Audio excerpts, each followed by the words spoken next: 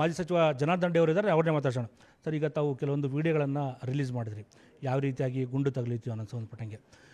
ಏನಿದೆ ಸರ್ ಇಡೀ ವಿಡಿಯೋದಲ್ಲಿ ಏನು ಕಾಣ್ತಿದೆ ಸರ್? ನಾನು ನಿಮಗೆ ತೋರಿಸ್ತಿದ್ದೀನಲ್ಲ, ನಿಮಗೆ ರಾಜಶೇಖರ್ ಮೃತದೇಹ ನೀವು ನೋಡಿದ್ದೀರಿ ಮತ್ತು ಅವ್ರ ಮೇಲೆ ಫೈರಿಂಗ್ ಆಗಿರೋದು ನೀವು ನೋಡಿದ್ದೀರಿ. ಸೊ ಹಾಗಾಗಿ ಇಲ್ಲಿ ಏನಾಗಿದೆ ಅಂದರೆ, ಇಲ್ಲಿ ಎರಡು ಪ್ರಮುಖವಾದ ಘಟನೆಗಳು ನಮ್ಮ ಮನೆ ಹತ್ರ ನಡೆದಿದ್ದು. 7-7:30 ನಡುವೆ ಸತೀಶ್ ರೆಡ್ಡಿ ಬಂದು ಬ್ಯಾನರ್ ವಿಚಾರದಲ್ಲಿ ನಾನು ಇಳಿದ ತಕ್ಷಣ ನನ್ನ ಮೇಲೆ ಫೈರಿಂಗಿಂದ ಹಿಡಿದು, ಗಾಳಿಯಲ್ಲಿ ಫೈರಿಂಗಿಂದ ಹಿಡಿದು, ನಮ್ಮ ಕಾರ್ಯಕರ್ತರ ಮೇಲೆ ಕಲ್ಲು ತೂರಾಟಗಳು, ಬಾಟಲ್ ಎಸೆತಗಳು, ಪೆಟ್ರೋಲ್ ಬಾಂಬ್ಗಳು, ಇದು ಒಂದು ಘಟನೆ. ಅಲ್ಲಿಂದ ಪೊಲೀಸರು ಸತೀಶ್ ರೆಡ್ಡಿನ, ಚಂದ್ರಶೇಖರ್ನ ಅವ್ರು ತಪ್ಪಿಸಿದ್ರು.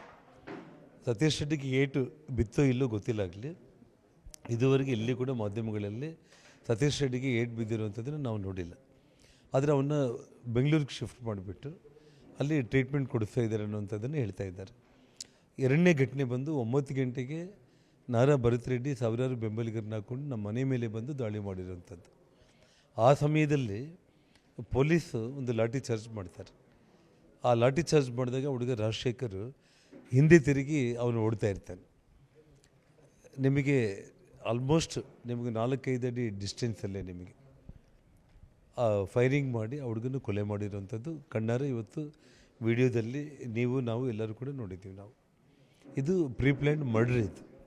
ಅಂದರೆ ಅವನು ಭರತ್ ರೆಡ್ಡಿ ಇವತ್ತೇನಾಗಿದೆ, ಆ ಕುಡಿದ ಅಮಲಲ್ಲಿ ಜನಾರ್ದನ್ ರೆಡ್ಡಿ ಮನೆ ಸುಡ್ತೀನಿ ಮೀಡಿಯಲ್ಲಿ ಮಾತಾಡಿದ್ದು ಬರೋ ಮುಂಚೆನೇ, ಇದು ನಾನು ಅವರು ಮನೆ ಸುಟ್ಬಿಡ್ತಾ ಇದ್ದೆ, ಬಳ್ಳಾರಿ ಭಸ್ಮ ಮಾಡ್ತೀನಿ, ಜನಾರ್ದನ್ ರೆಡ್ಡಿನ ಸಾಯಿಸಲಿಕ್ಕೆ ನನಗೆ 1000 ಮಾರ್ಗಗಳಿದೆ, ಇವೆಲ್ಲ ಮಾತಾಡಿದ್ದಂಥವನು.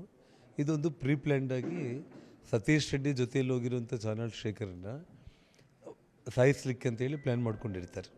ಚಂದ್ರಶೇಖರ್ ಅವ್ರನ್ನ ಯಾಕೆ ಕೊಲೆ ಮಾಡಿ ಹೇಳ್ತೀನಿ ನಾನು.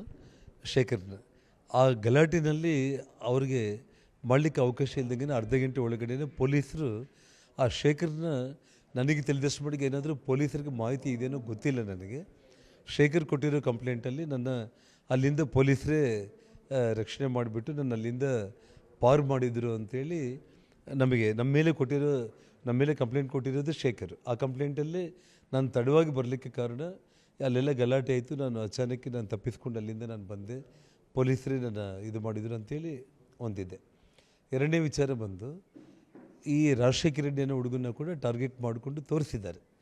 ಹಾಗಾಗಿ ಆ ವಿಡಿಯೋದಲ್ಲಿ ತಾವು ನೋಡಿದರೆ ಆ ರಾಜಶೇಖರ್ ರೆಡ್ಡಿ ಸುತ್ತೂರನೇ 3 ಟರ್ಬನ್ ಗನ್ಮ್ಯಾನ್ಗಳು ಪಂಜಾಬ್ ಅವರು ಅವನ ಸುತ್ತೂರನೇ ಅಲ್ಲಲ್ಲೇ ಇದ್ದಾರೆ ಅವರು ಆ ಗಲಾಟೆ ಆಗೋ ಟೈಮ್ನಲ್ಲಿ.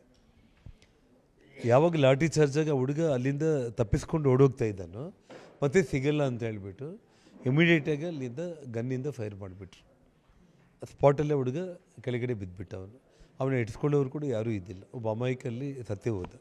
ಸೊ ಇದು ಭರತ್ ರೆಡ್ಡಿ ಬಂದಾಗ ಭರತ್ ರೆಡ್ಡಿ ಸಮಕ್ಷಮದಲ್ಲೇ ಆ ಕುಡಿದ ಅಮಲಲ್ಲಿ ಏನು ಮಾಡ್ತಾ ಇದ್ದೀನಿ ಅನ್ನೋದು ಕೂಡ ಗೊತ್ತಿಲ್ಲದಂಗೆ ಇದನ್ನು ದೊಡ್ಡ ಮಟ್ಟದಲ್ಲಿ ಒಬ್ಬ ಕಾಂಗ್ರೆಸ್ ಕಾರ್ಯಕರ್ತ ಡೆತ್ ಆದರೆ ಇದೇನಾದರೂ ದೊಡ್ಡ ಮಟ್ಟಕ್ಕೆ ಹೋಗುತ್ತೆ ಅಂತ ಹೇಳ್ಬಿಟ್ಟು ಆ ಕುಡಿದ ಅಮಲಲ್ಲಿ ಈ ಕಾನೂನು ಪರಿಜ್ಞಾನ ಕೂಡ ಇಲ್ಲದಾಗೇ ಅವ್ನು ಕೊಟ್ಟಿರೋ ಡೈರೆಕ್ಷನ್ ಮೇಲೇ ಇವತ್ತು ಆ ಗನ್ಮ್ಯಾನ್ ಫೈರ್ ಮಾಡಿ ಒಬ್ಬ ಅಮಾಯಕ ಡೆತ್ ಆಗಿರೋಂಥದ್ದು. ಆ ಘಟನೆ ನಂತರ ನಿಮ್ಮ ಮೇಲೆ ಕೂಡ ಅವತ್ತೇ 302 ಕೇಸ್ ಹಾಕಿದ್ರು. ಅದಕ್ಕೆ ನಾನು ಹೇಳ್ತಾ ಇದ್ದೀನಿ, ಅವನೇನು ಪ್ಲ್ಯಾನ್ ಮಾಡ್ದ ಇದನ್ನೇನೋ ಒಂದು ಮಾಡಬೇಕಂತ ಹೋಗಿ ಅದು ಉಲ್ಟಾ ಹೊಡೆದಿದ್ದೆ ಅಷ್ಟೇ, ಇನ್ನೇನಿಲ್ಲ ಅಷ್ಟೆ. ಅದ್ರ ಜೊತೆಗೆ ಇವತ್ತು ಒಂದು ಕ್ಷಣ ಕೂಡ ಆಲಸ್ಯ ಮಾಡೋದು ಬೇಡ. ಇವತ್ತು ಈ ರಾಜ್ಯದ ಮುಖ್ಯಮಂತ್ರಿಗಳು ಕಾನೂನು ಒಂದು ಹಿಡಿತ ತಪ್ಪಿದೆ ಅನ್ನೋಂಥ ಕಾರಣಕ್ಕೆ, ಅವರು ಕೆಲಸ ಮಾಡೋದರಲ್ಲಿ ವಿಫಲರಾಗಿದ್ದಾರೆ ಅನ್ನೋ ಕಾರಣಕ್ಕೆ SP-ನ ಸಸ್ಪೆಂಡ್ ಮಾಡಿ ಹೊಸ SP-ನ ಡಿಪ್ಯೂಟ್ ಮಾಡಿದ್ದಾರೆ. IG-ನ ಇಲ್ಲಿಂದ ವರ್ಗಾವಣೆ ಮಾಡಿ ಹೊಸ IG-ನ ಇಲ್ಲಿ ನೇಮಕ ಮಾಡಿದ್ದಾರೆ. ಅಂದರೆ ಇವತ್ತು ನಾನು ಹೇಳೋದು ಇಷ್ಟೇ, ಈ ಅಧಿಕಾರಿಗಳು ಯಾರೇ ಆಗಿರ್ಬೋದು, ಇಷ್ಟು ವಿಜುವಲ್ಸ್, ಇದಕ್ಕಿಂತ ಪ್ರೂಫ್ ಎವಿಡೆನ್ಸ್ ಇನ್ನೊಂದು ಬೇಕಾಗಿಲ್ಲ. ತಕ್ಷಣ ಸತೀಶ್ ರೆಡ್ಡಿನ, ಭರತ್ ರೆಡ್ಡಿನ ಎರಡೂ ಘಟನೆಗಳಿಗೆ ಸಂಬಂಧಪಟ್ಟು ಅವ್ರನ್ನ ಇಮಿಡಿಯೇಟ್ ಬಂಧನ ಮಾಡಬೇಕು.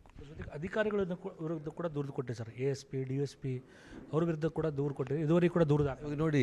ASP DSP ಭರತ್ ರೆಡ್ಡಿ ಇವರೆಲ್ಲರೂ ಕೂಡ ಮಧ್ಯಾಹ್ನ 2:30 ಅಷ್ಟೊತ್ತಿಗೆ ಬ್ಯಾನರ್ ತೆಗೆದಾಗಲಿಂದ ಕೂಡ 5 ಗಂಟೆ ಕಾಲದಲ್ಲಿ ಕಲ್ಯೂಡ್ ಆಗಿ ಕಾನ್ಸ್ಪಿರಸಿ ಮಾಡಿ ಇಷ್ಟೆಲ್ಲ ಘಟನೆಗಳಿಗೆ ಅವರು 3 ಸೇರಿ ಪ್ಲ್ಯಾನ್ ಮಾಡಿದ್ದಾರೆ ಅಂತೇಳಿ ನಾನು ಕಂಪ್ಲೇಂಟನ್ನು ಕೊಟ್ಟಿದ್ದೀನಿ. ನಿನ್ನೆ ಬಂದು ಸರ್ಕಲ್ ಇನ್ಸ್ಪೆಕ್ಟ್ರು ಸ್ಟೇಷನ್ಗೆ ನೀವು ಬರೋದು ಬೇಡ ಸರ್, ಸಿಚುವೇಶನ್ ಚೆನ್ನಾಗಿಲ್ಲ ಅಂತ ನನ್ನ ಹತ್ರನೇ ಬಂದು ಕಂಪ್ಲೇಂಟ್ ತೊಗೊಂಡು ರಿಸೀವ್ಡ್ ಕಾಪಿ ತೊಗೊಂಡೋಗಿ 1 ಅವರಲ್ಲಿ FIR ಕೊಡ್ತೀವಿ ಅಂತ ಹೇಳಿದ್ದಾರೆ.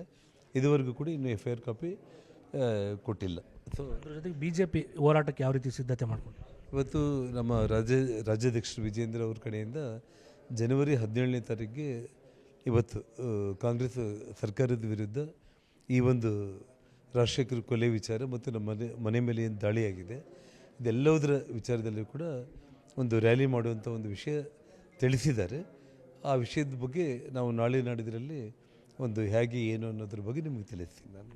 ಇದಿಷ್ಟು ಮಾಜಿ ಸಚಿವ ಜನಾರ್ದನ್ ರೆಡ್ಡಿ ಅವರು ಹೇಳ್ತಕ್ಕಂಥದ್ದು. ಇಡೀ ಘಟನೆಯ ಬಗ್ಗೆ ಈಗಾಗಲೇ ವಿಡಿಯೋಗಳ ಸಮೇತ ಸಾಕ್ಷಿ ಸಮೇತ ವಿಡಿಯೋಗಳನ್ನು ಕೂಡ ನಾವು ಬಿಡುಗಡೆ ಮಾಡಿದ್ದೇವೆ. ಆ ಒಂದು ವಿಡಿಯೋದಲ್ಲಿ ಕೂಡ ರಾಜಶೇಖರ್ ಅವರ ಕೊನೆ ಕ್ಷಣದ ಗುಂಡೇಟಿಗೆ ಯಾವ ರೀತಿಯಾಗಿ ಸಾವನ್ನಪ್ಪಿರ್ತಾನೆ, ಇಡೀ ಘಟನೆಗೆ ಯಾರೆಲ್ಲ ಕಾರಣ ಅನ್ನೋದು ಕೂಡ ನಾವು ಹೇಳಿದ್ದೇವೆ. ಈ ನಿಟ್ಟಿನಲ್ಲಿ ಇಡೀ ಪ್ರಕರಣದ ಬಗ್ಗೆ ಕೂಡ ನಾನು ಒಂದು ದೂರನ್ನು ಕೂಡ ಕೊಟ್ಟಿರ್ತಕ್ಕಂಥದ್ದು. ಆದರೆ ಇದುವರೆಗೂ ಕೂಡ ದೂರು ದಾಖಲಾಗಿಲ್ಲ. ಅದರ ಜೊತೆಗೆ ಕೂಡಲೇ ಈ ಘಟನೆಗೆ ಯಾರು ಕಾರಣಕರ್ತರೋ ಅವರನ್ನು ಬಂಧನ ಮಾಡಬೇಕು ಅನ್ನೋ ಒತ್ತಾಯವನ್ನು ಕೂಡ ಜನಾರ್ದನ್ ರೆಡ್ಡಿ ಅವರು ಮಾಡಿರ್ತಕ್ಕಂಥದ್ದು.